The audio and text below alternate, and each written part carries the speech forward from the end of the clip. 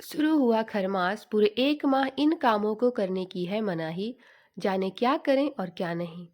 विज्ञान हो या धर्म, पृथ्वी पर सूर्य के बिना जीवन की कल्पना नहीं की जा सकती है। जीवन को सुचारू रूप से चलाने के लिए प्रकृति की सकारात्मक ऊर्जा की आवश्यकता पड़ती है। ऊर्जा के देवता सूर्य दिसंबर माह के मध्य में धनु राशि में प्रवेश करते हैं। सूर्य के धनु राशि में प्रवेश करते ही खरमास प्रारंभ हो जाता है। देखा जाए तो साल में 2 बार खरमास का समय आता है। ज्योतिष शास्त्र के अनुसार जब जब सूर्य बृहस्पति की राशि धनु और मीन में प्रवेश करते हैं, तब तब खरमास लगता है। किंवदंती के अनुसार खरमास के महत्व को प्रत्येक जनमानस तक पहुंचाने के लिए एक कथा कही जाती है, जिसमें बताया जाता है कि सूर्य अपने 7 घोड़ों के रथ पर बैठकर ब्रह्मांड की परिक्रमा करते हैं और परिक्रमा के दौरान भगवान सूर्य का रथ एक क्षण के लिए भी कहीं भी नहीं रुकता है। लेकिन संपूर्ण ब्रह्मांड में वर्ष भर दौड़ते दौड़ते सूर्य के 7 घोड़े थक जाते हैं। इसलिए कुछ अंतराल के लिए घोड़े को विश्राम एवं जल पीने के लिए रथ की भाग दौड़ खर को सौंप दी जाती है, जिसके कारण सूर्य के रथ की गति में परिवर्तन आ जाता है। किंवदंती के अनुसार गधे यानी खर अपनी मंद गति से खरमास के समय रथ को संचालित करते हैं, जिसके फलस्वरूप सूर्य का तेज छिन्न होकर धरती पर प्रकट होता है। मकर संक्रांति के दिन से सूर्य पुनः अपने 7 घोड़े पर सवार होकर आगे बढ़ते हैं और धरती पर सूर्य का तेजोमय प्रकाश धीरे धीरे बढ़ने लगता है। ऐसे में आइए जानते हैं कि खरमास में क्या करना चाहिए और क्या नहीं। नंबर 1, ज्योतिष शास्त्र के अनुसार खरमास में आत्मा, ऊर्जा और शक्ति के कारक सूर्य की स्थिति कमजोर होने से इनके शुभ प्रभाव में भी कमी आ जाती है। इसके कारण इस दौरान किए गए कार्यों में स्थायित्व की कमी आ जाती है।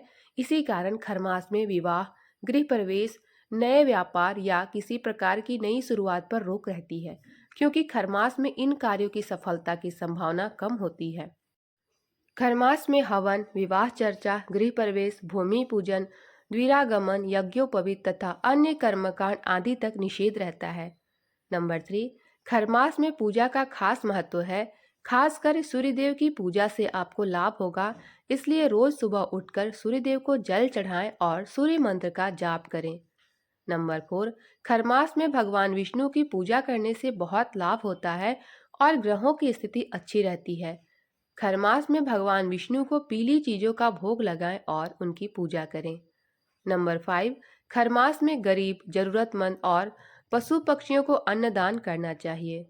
नंबर 6, खरमास में आप कोई भी नया कार्य तथा बिजनेस की शुरुआत ना करें तथा कोई भी नई डील ना करें। साथ ही पूरा महीना निवेश करने से भी बचें, इससे आपको फायदा होने की बजाय नुकसान हो सकता है। नंबर 7, इस महीने में जमीन, घर, वाहन, सोना, चांदी, रत्न, वस्त्र आदि खरीदने से भी बचना चाहिए।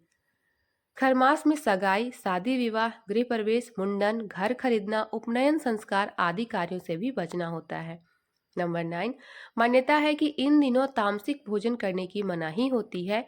लहसुन, प्याज, शराब, मांस, मछली आदि का सेवन नहीं करना चाहिए। खरमास में तुलसी की सुबह शाम पूजा करनी चाहिए और शाम के समय दीपक जलाना चाहिए, जिससे घर में सुख शांति बनी रहती है। नंबर 11, इस महीने में बिस्तर पर सोने की बजाय फर्श पर बिस्तर बिछाकर सोना चाहिए। इतना ही नहीं, पूरे महीने प्लेट की बजाय पत्तल में भोजन करने को शुभ माना गया है। उम्मीद है आप सभी को वीडियो पसंद आई हो, तो चैनल को सब्सक्राइब और वीडियो को लाइक जरूर करें। यह तमाम जानकारी जनरुचि को ध्यान में रखकर दी जा रही है। ज्योतिष और धर्म के उपाय और सलाहों को अपनी आस्था और विश्वास पर आजमाएं। कंटेंट का उद्देश्य मात्र आपको बेहतर सलाह देना है। इस संदर्भ में हम किसी प्रकार का कोई भी दावा नहीं करते हैं। धन्यवाद।